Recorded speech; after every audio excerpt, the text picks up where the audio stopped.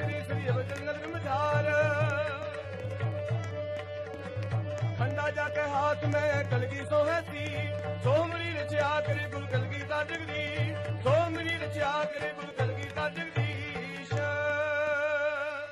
ਖੁਸ਼ੀਆਂ ਦਾ ਜਗਾਰਾ ਗਜਾਵੇ ਨਿਹਾਲ ਹੋ ਜਾਵੇ ਧੰਨ ਧੰਨ ਸਤਿਗੁਰੂ ਸ੍ਰੀ ਗੁਰੂ ਗ੍ਰੰਥ ਸਾਹਿਬ ਜੀ ਮਹਾਰਾਜ ਜੀਆਂ ਦੇ ਚਰਨਾਂ ਨੂੰ ਭਾਵੇ ਸ੍ਰੀ ਅਕਾਲ ਗੁਰਬਾਣੀ ਅਕਾਲ ਬਾਕੀਆਂ